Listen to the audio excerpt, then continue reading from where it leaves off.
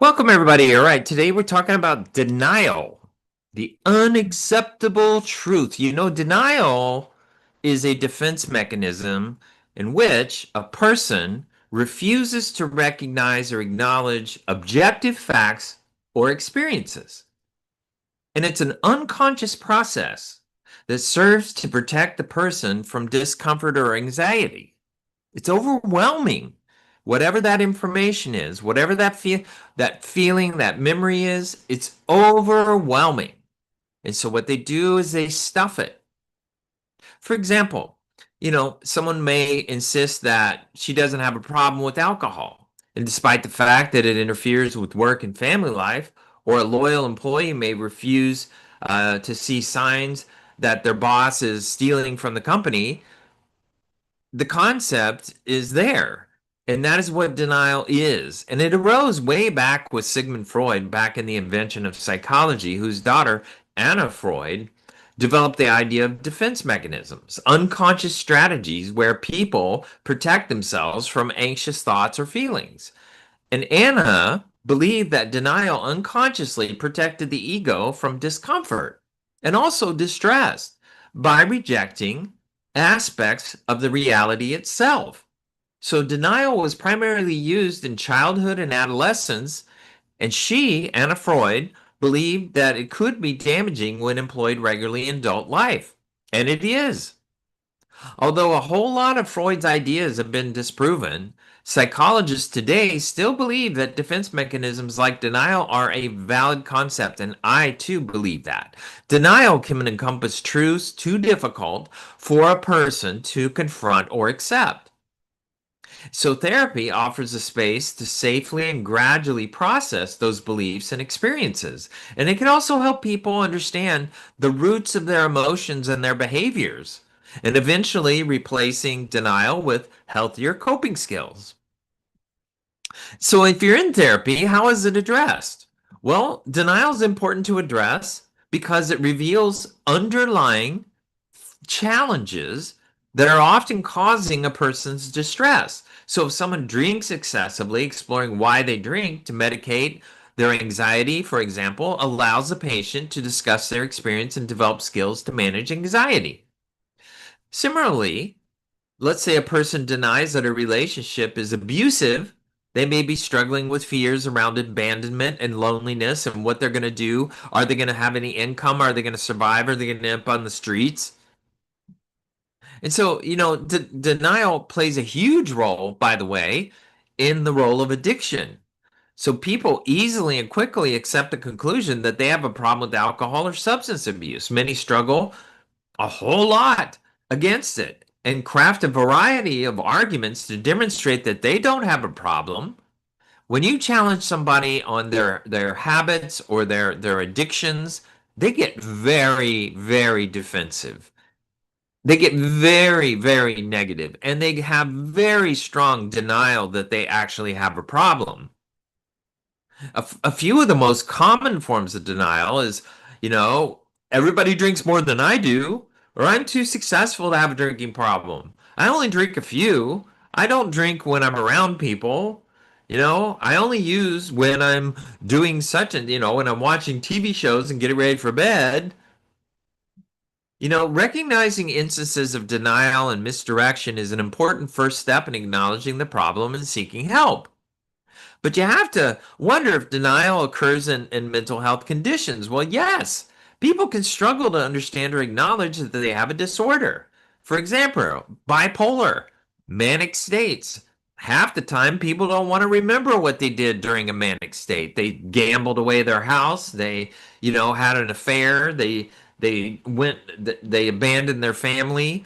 There's all kinds of weird things people do when they're in a bipolar state of mania. In someone's mood cycles through periods of depression and mania, oftentimes they don't want to remember all these horrible things that they did. They don't want to integrate that into, well, that's just not who I am. That's just what happened when I had a manic state. But it's not who I am.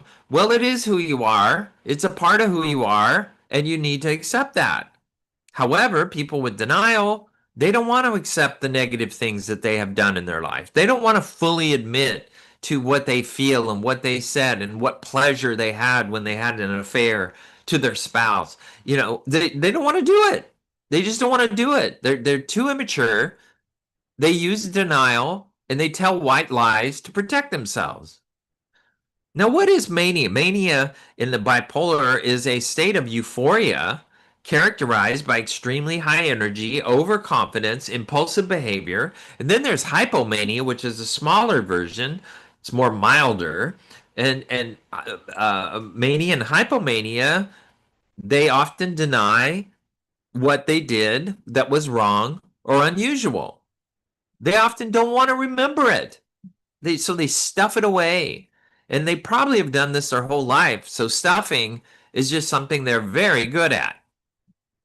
And so you, the one that says, you said this to me, you did this. I can't believe you did it.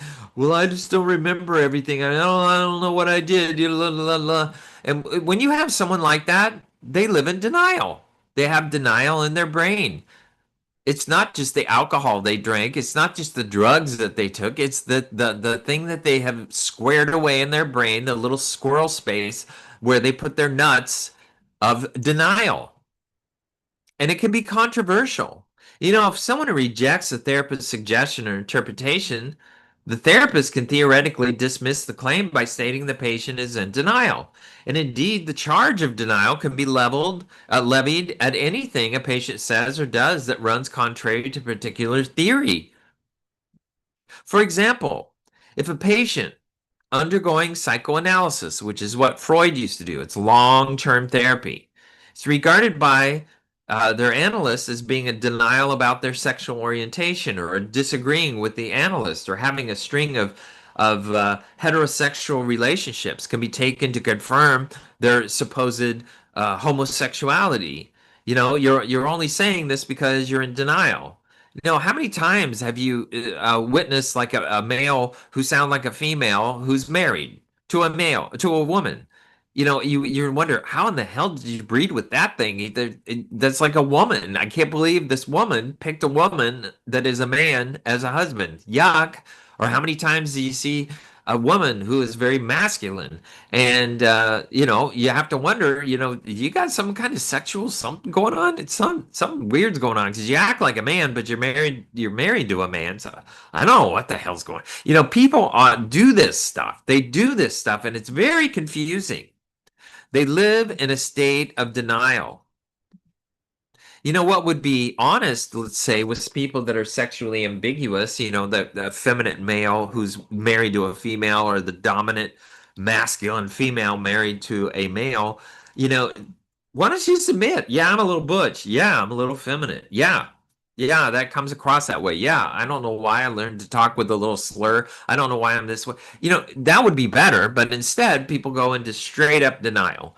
And it can shape the dynamics in different domains of life because that in unaccountability for the denial, that lack of ability to remember anything that you or take accountability for anything you did or integrate anything you've done or said into your character is very frustrating to be around.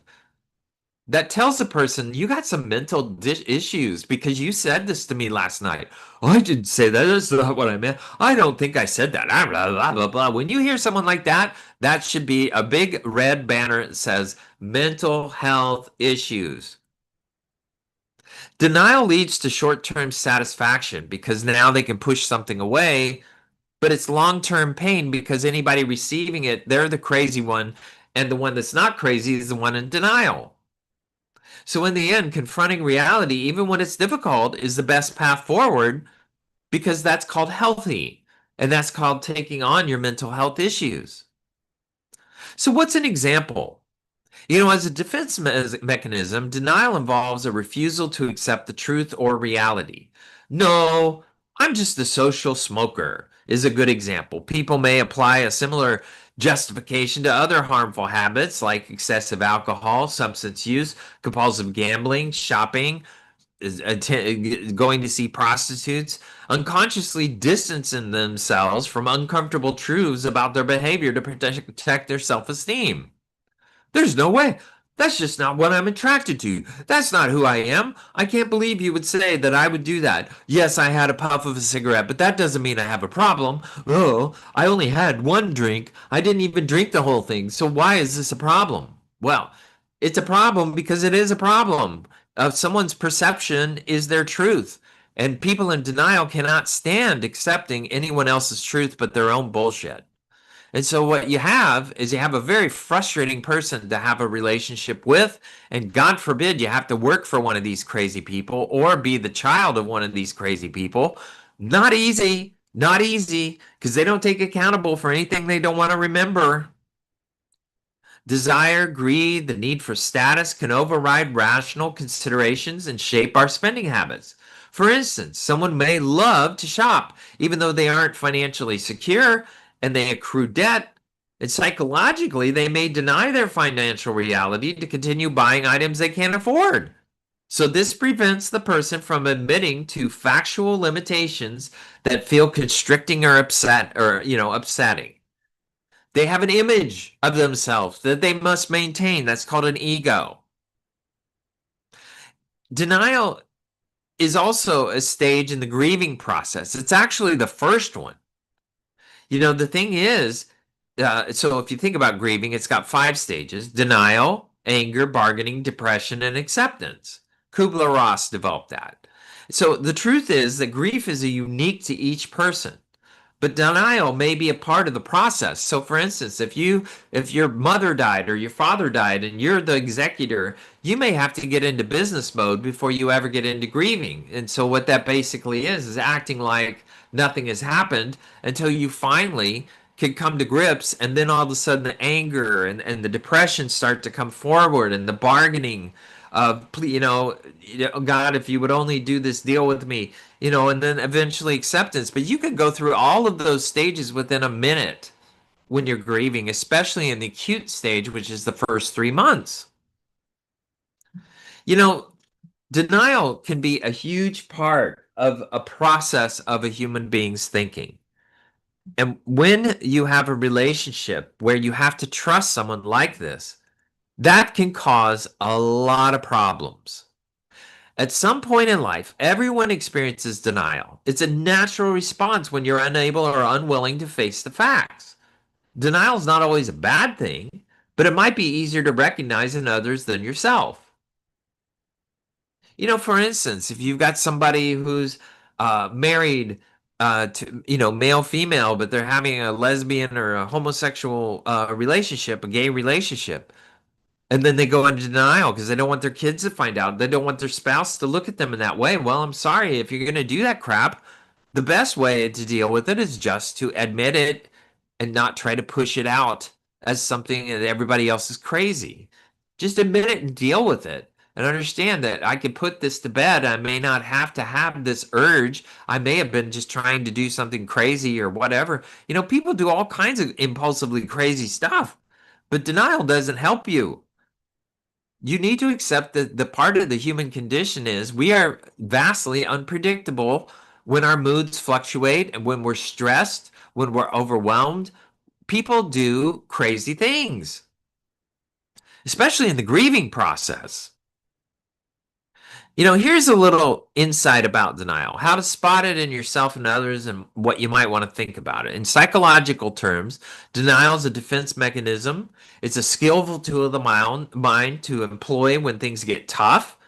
It's kind of like a protective barrier that we have that we might or might not be aware of. We think it keeps us safe, but it also keeps us from looking at ourselves and addressing something around us and making a change. It postpones taking action. It postpones taking accountability. It postpones making a change in yourself. Common triggers for denial is number one, abuse, mental, emotional, physical, verbal, sexual, financial, or other types of abuse, alcohol in excess or other substance abuse, or a substance use disorder, lifestyle and family issues, medical diagnoses. How many times have you heard people protecting, with their crazy sibling or their crazy parents? It also indicates mental health issues. It also indicates it's a big part of politics. So people like the Democrats these days go into denial that they're hurting our country. They don't care. They don't care. All they can do want to do is hate Trump. That's all they care about.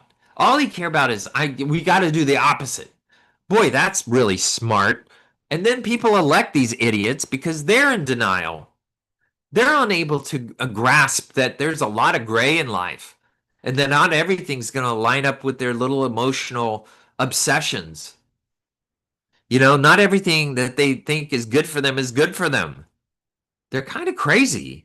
It's really sad, but crazy is kind of popular these days with a certain party in our country.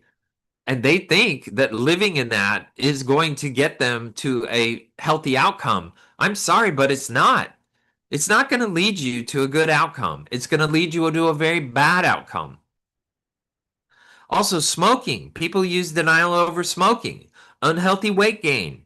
You know, they look at, well, my body's fluid. I've been fat before, blah blah blah. You got to take care of yourself. So people in denial, they'll just get fatter and fatter and fatter, and then they eventually find that you can't take a walk, they can't get out of their chair, they can't play with their kids, they can't do anything, or their grandkids. They can't go to work. They can't work like they used to. They don't have endurance. Their bones and their muscles cannot carry the fat that they put on their body, but they still go in denial and go down to McDonald's and buy their next quarter pounder with cheese. Denial can shield us from difficult emotions. It might be helpful in the short term to provide relief to people that don't have the bandwidth or the ability to face the problem, but you got to make an appointment with yourself to come back to it. For example, maybe someone's unhappy in a relationship, but the thought of being alone is worse than the thought of being together. So you'd stay in this miserable relationship where you're abused and you're treated like crap and you never have sex and you're not even attracted to each other. You're married for the kids. You go through all that stupid crap just because you don't know what it would be like to be by yourself. So you go into denial that you have this perfect marriage. So you go to church and you act like you're this happy couple. You go to dinner with another couple acting like you guys are just fine. You guys are crazy. All right, we're going to take a quick break and we're going to come right back.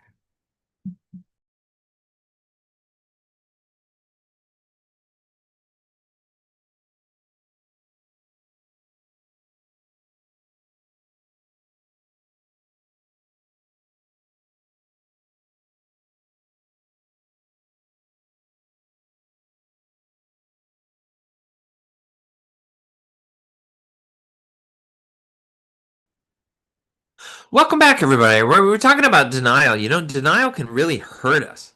In dangerous and unhealthy situations, it can really, really hurt us. For example, many of the people living in current state of Iran, where we're at war with them currently, are in their political leadership is in huge denial, which is going to really do great damage to their country and to their people. So, for example, how can denial hurt? Keeping our eyes shut about realities of physical or mental illness can lead to serious health consequences. Well, we see a lot of teens with depression and substance abuse disorders, and some parents deny there's problems because they're afraid of what it means for the kid. It comes from a place of worry. But denying problems can hurt children and block them from making meaningful change. So many parents think their kids are golden. My golden child, my perfect little child. They did. Da, da, da, da. Well, they turn into horrific little teenagers who do terrible things, and they go to denial, not wanting to tell you all the stupid things they do. And you go into denial, trying to protect them. Denial can also hurt when it involves addiction and abuse. Those problems affect everyone in a family, and it can lead to unhealthy patterns that get passed down from one generation to the next. How many kids that have shot and killed people have their parents denied that their kids had mental disorders, denied that their kid had any kind of problem, denied that their kid was buying a gun or doing stupid things. They didn't want to have to deal with it, so they looked the other way. That's not a parent. That's an idiot. That's breeding stock. People in denial often exhibit certain behaviors. For instance, they might minimize or justify problems, issues, or unhealthy behaviors.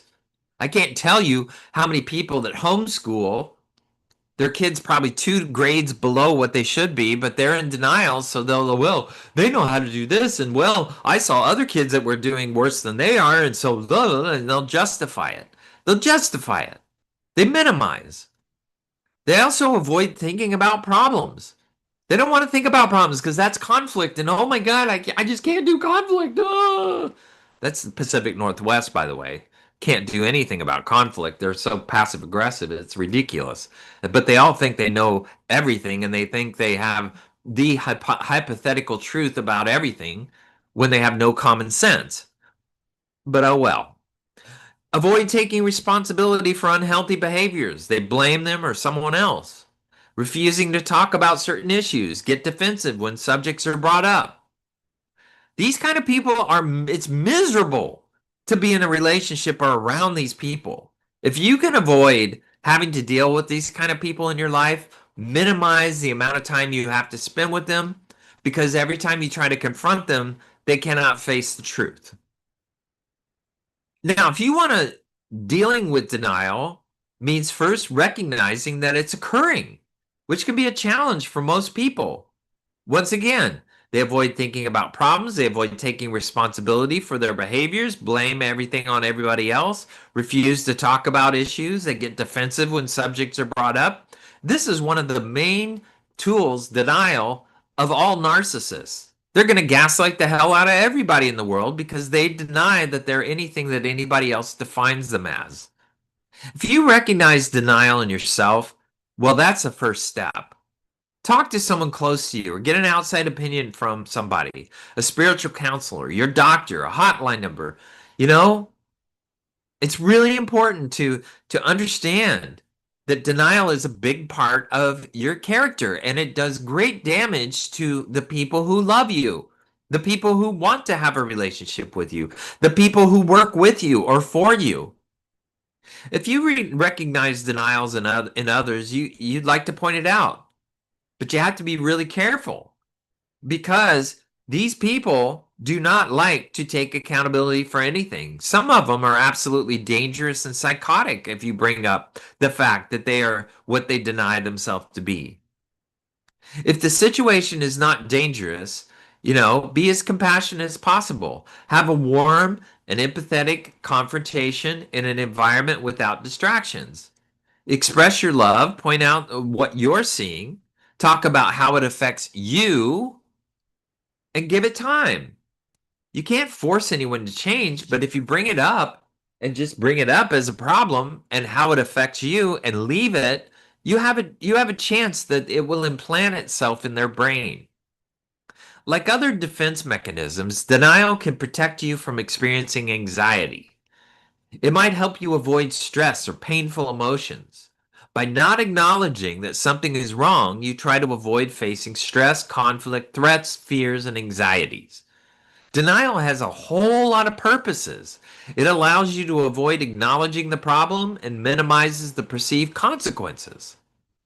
Denial is sometimes more common in certain mental health conditions, like people with substance abuse, alcohol, narcissistic personalities, borderline personalities. People, sociopaths, psychopaths, people who use this defense mechanism more often to avoid facing the reality of their condition. Because, of course, they can have those conditions. Denial is something seen more often with certain types of mental health people, but denying it exists in people and and then they continue to engage in that as destructive behavior without ever addressing the problem. Denial is a common way for people to avoid dealing with troubled feelings. Like someone denies that they have an alcohol or substance abuse disorder because they can still function and go to work each day. After the unexpected death of someone, a person might refuse to accept the reality of the death and deny that anything has happened. And this is a common part of the stages of grief. Or after you've hurt someone's feelings, you might refuse to think about it or try to find a blame and blame them for the behavior. For example, you might say, I wouldn't have said that if you weren't acting that way. By denying your actions, you shift the blame to the person who's been hurt. Also, someone experiencing symptoms, by the way, politicians do this all day long, every day, and our wonderful news media just puts it out there like it's the truth. They love to promote denial. They love it because they're in it themselves. Someone experiencing symptoms of mental health condition might avoid thinking about it. They might not get help. Many people with bipolar, as they're entering into a manic state, go into denial that they're entering into a manic state because they feel really good and they're becoming very productive, unlike their bedridden self. And so what they do is they start getting a lot of things done, like cleaning up the yard and cleaning up the house and actually going to work and actually doing something that makes money and actually functioning as a human being. But in that, they have to understand that they're entering into a manic state, but many of them just can't recognize it. That's why if you are a bipolar person or a depressed person, it's a really good thing to chart your feelings so you have evidence that is tangible that you could see so that you could say, hey, something's going on here. After being diagnosed with a chronic illness or a terminal condition, many people go into denial and they'll die from it without ever even getting it treated. They believe that the problem, is less serious than it really is. And they might instead think, I'll get over it. It can't be that bad. I've lived this long. Unfortunately, this denial can potentially interfere with treatment. A lot of people that have early signs of cancer deny that they're having anything wrong. And so they just keep living and keep going, but never go to the doctor. And then they find they're in stage four, cancer and it's uncurable now. And all of a sudden, there they are. They're going to die. Well, they die because they're idiots, because denial is something they've never dealt with. And it's massively spread across all parts of their life. Denial is a type of defense mechanism that involves ignoring the reality of a situation to avoid anxiety. Defense mechanisms are strategies that people use to cope with distressing feelings. In the case of denial, it can involve not acknowledging reality, denying the consequences of reality. So if you're in denial, it often means that you're struggling to accept something that's overwhelming or stressful. However, in the short term, the defense mechanism can have useful purpose. It can allow you to have time to adjust to sudden change in your reality. By giving yourself time, you might be able to accept, adapt, and eventually move on. But you have to admit that you're in denial. Denial can also cause problems, keeps you from addressing problems, making a needed change, projecting on other people that they're the problem, and then destroying meaningful, loving relationships, including your spouse, that you have. You could destroy your whole family because you go into denial and you just can't face yourself, that you've had 50,000 affairs, that you've got some kind of a STD from doing somebody else, having an affair with your neighbor, or your best friend's spouse, or whatever.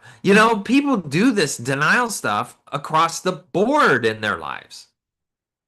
It's a refusal to acknowledge upsetting facts about external events and internal ones, including memories, thoughts, and feelings. People warp everything into what they want to believe rather than the reality of what the truth really is. If there's signs that someone might be using denial as a mechanism, there's real common signs. First of all, they refuse to talk about the problem. They justify their behavior. They blame others or external forces for causing the problem. It's called deflecting. They continue a behavior despite negative consequences. They promise to address the issue in the future, but they never do. They avoid thinking about the problem. They procrastinate. In addition to those signs, you might find yourself, you might find they feel hopeless and helpless. On some level, a person in denial knows there's a problem that needs to be addressed, but they feel that there's nothing that they can say or do that will make a difference.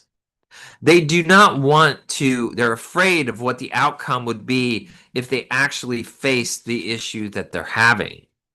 You have to understand the impact of denial. Denial isn't always negative. When faced with something shocking or distressing, Being in denial can offer you time and space to gradually come to grips with the unconsciously of the situation. For example, you might stay in denial in some degree of a health concern because you don't want to face the possibility of being seriously ill. Rather than needlessly worrying, being in denial can give you a little time to come to terms and remain calm while you seek the advice of a health professional. In other cases, denial can be problematic and even harmful. For example, if you stay in denial about a health condition and never see a doctor about it, the problem might worsen.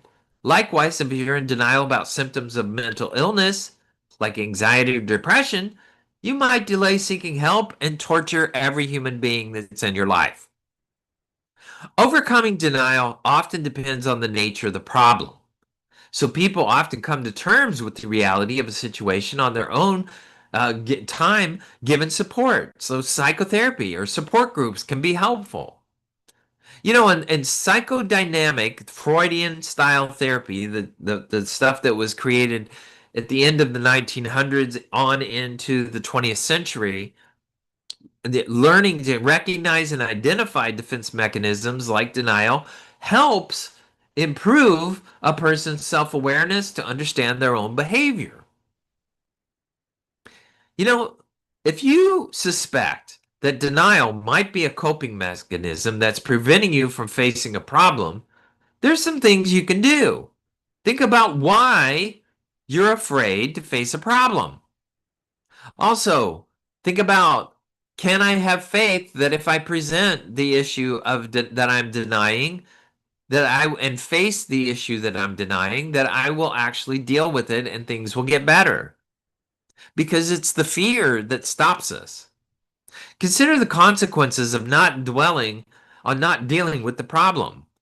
If I don't deal with the fact that this, person is an abusive supervisor, something really bad's going to happen.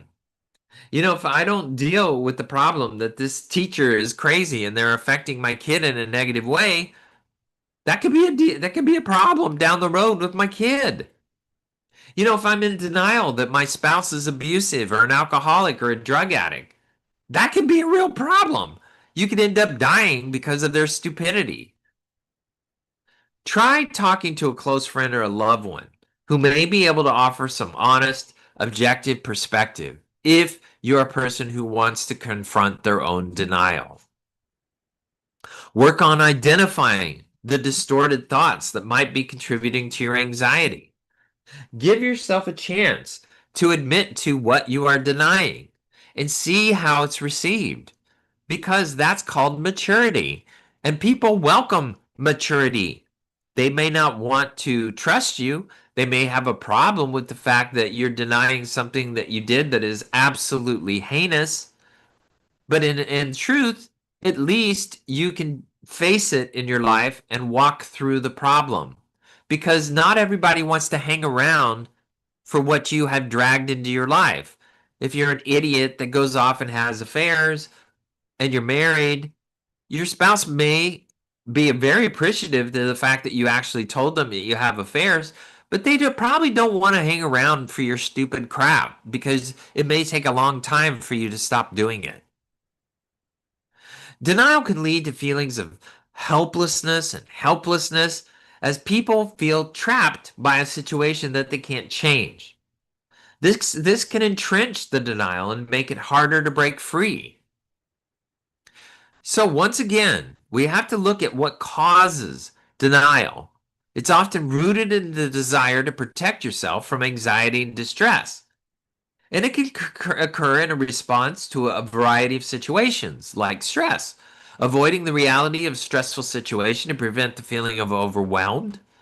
Fear is a huge ingredient of denial, fearing the consequences of acknowledging a problem leading to avoidance.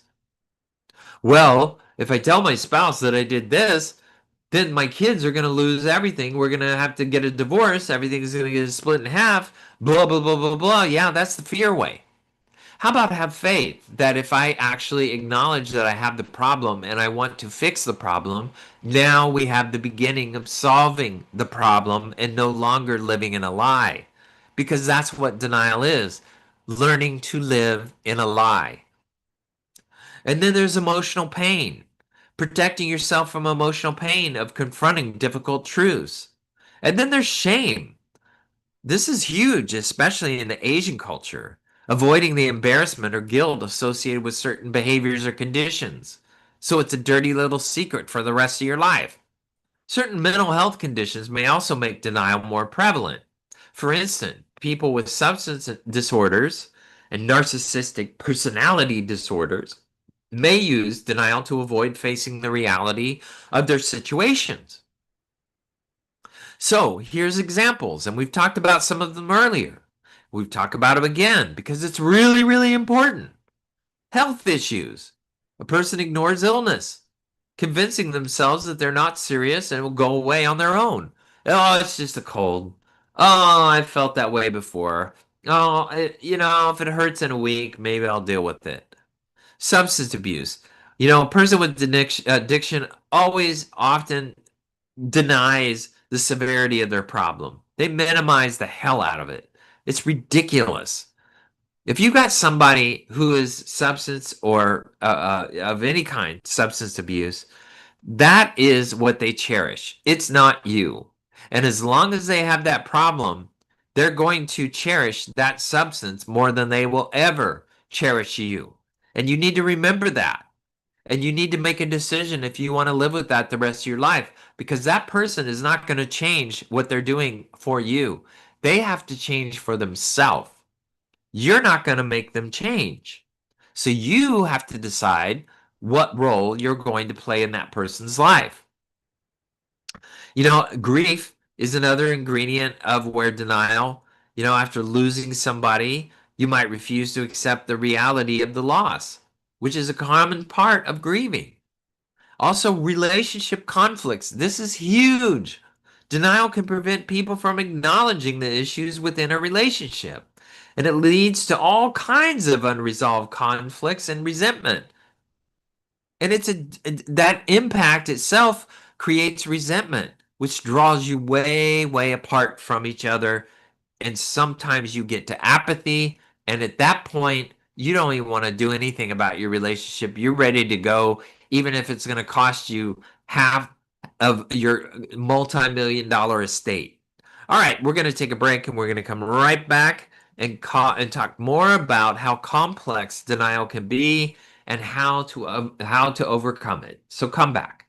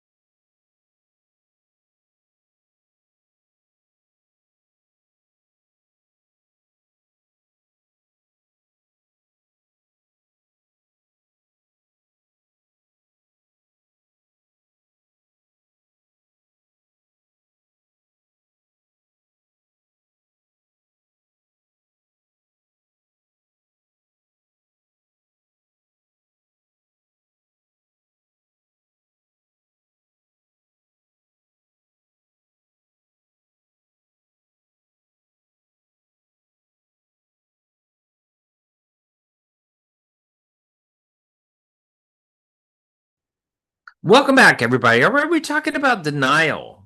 You know, Delayed treatment of denial can prevent people from seeking necessary medical and psychological help, which allows things to get worse.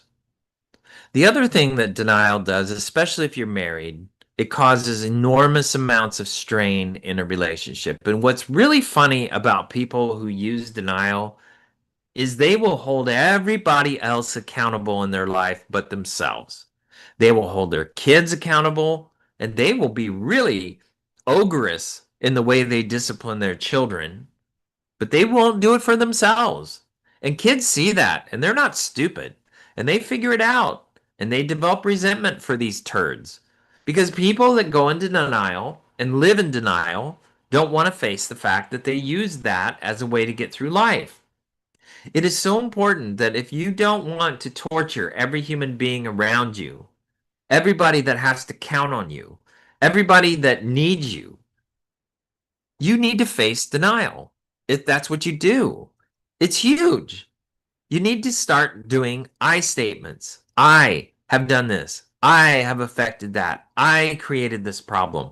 That would be one of the ways you could begin to heal your emotional problems with denial. Also, there's emotional stagnation. Denial hinders your growth and emotional development by preventing people from confronting and working through their issues. Any business that is going to survive cannot live in denial. If you're going to serve the same thing over and over and over again, I'm sure it's really good, but if you don't market it and understand that your audience is going to change over the years, you're going to have a problem. There's a good chance that your business may have been thriving at one time, but it may not thrive later on because you're doing nothing to feed it. Increased anxiety over time. Denial increases your anxiety by underlying issues remaining unresolved. So you continue to affect yourself. There's this thing called a circular argument in a relationship. People that have circular arguments never complete the argument. They never get to a conclusion because one or both individuals are too busy deflecting the problem onto the other person. Overcoming denial often requires self awareness and a willingness to face uncomfortable truths. Self reflection is one of the tools to help you, encourages people to reflect on their fears and the potential consequences of not addressing them. Open communication, talking to trusted friends, family members can provide an outside perspective and help break the cycle of denial. Seeking professional help.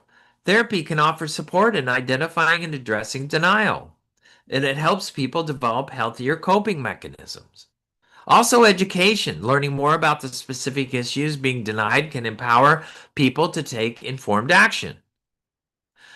You know, you need to understand that denial is a complex defense mechanism and it protects people from immediate emotional distress, but it often at the cost of a long-term well-being. By understanding and addressing denial, people can move towards healthier coping strategies, foster personal growth, improve relationships. If denial is causing significant problems, seeking professional help can be a critical step towards healing and growth. So here's the deal. If I want to overcome denial, what I have to begin to do is actually acknowledge and understand, I don't always have to agree with, other people's perception of me. Acknowledge and understand other people's perceptions of me. That is the first step to overcoming denial. Because what you're doing is you're acknowledging that there may be some truth in what other people have to say, God forbid, and that's called respect. Denial, like other defense mechanisms, plays a huge role in navigating life's challenges. By acknowledging and addressing it, people can break free from the constraints and lead to a much better, much more honest life. Because you can love someone and not trust them, but when you trust someone, the love grows. So if you're going to work on a relationship, you have to be someone who can be trusted. No one can trust a human being who uses denial as a mechanism to defend themselves. You can't do it. You can't trust them because they don't take accountability, which is called adult life. They don't take any accountability. So the deal is you can't grow a relationship with them. You can love them, but you're not going to love them deeply. You're not going to love them the way you could love them if they actually admitted to their own problems and became humble. You know, some people are acutely sensitive to the denial that keeps people embedded in unhealthy behaviors, relationship patterns, cognitive distortions, addictions, and is potentially harmful in sexual activity. You know, what you got to understand is people that live in denial are dishonest people and they're very hard to be in a relationship with. It's like running a gauntlet with these turds. It's very hard to live in a relationship and sustain your feelings for someone who constantly denies that they are contributing to a problem and denies you the perception that you may have about them. Denial often reveals itself, to resistance to help being offered. So anytime that someone is offering help, the person that is resisting the help is denying that they need it. How many times have you heard someone say, "Hey, let me help you here"? No, no, no, I'm fine. I'm fine. Blah, blah, blah, blah, blah. Well, you're not fine. Let someone help you. Why don't you just say thank you and shut the hell up? People can't do that. They got to think they're Superman. It may seem odd to people outside of helping professions that people seeking professional help would resist receiving it, but it happens all the time. Often, people who are clients don't know they're doing it. And this is the nature of the defense mechanism. Reality is really tough for a lot of people to see. And as I've observed, the tension between the desires to get well and the unconscious opposition to receiving help play a big role. Observing people in denial has shown more clearly to the tendency of denying flaws, weaknesses, unhealthy habits, poor choices, disordered thought processes. We are all blind to what we are blind to until the light breaks through. So we have to try to live mindfully in the light as much as possible, but we're never going to do it perfectly. You know, Most people that are caught in addictions and unhealthy habits know in a hidden recess of their brain that they're on a self-destructive path and that their lifestyle affects others close to them. Likewise, people locked into relentlessly dysfunctional family systems, abusive relationships can be told repeatedly that they have a right to seek a safer, healthier life, but denial keeps them from finding the courage to move away from harmful situations.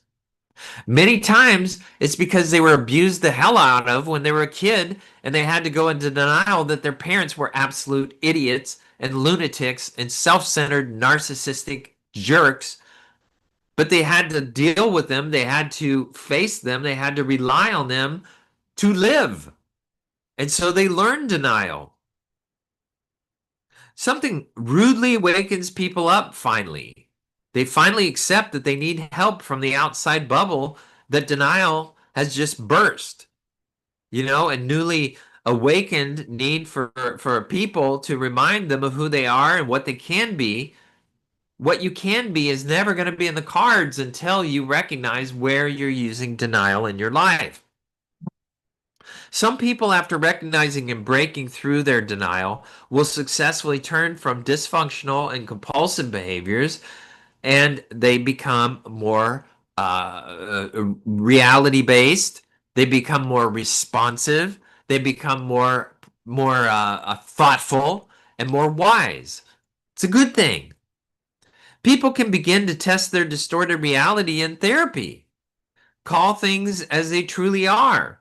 But it's not easy to acknowledge the truth, especially when they're bound to the delusion that negative consequences only come to other people and that good outcomes are only available to other people. Both of these self-defeating mindsets are forms of magical thinking that disempower people from taking action.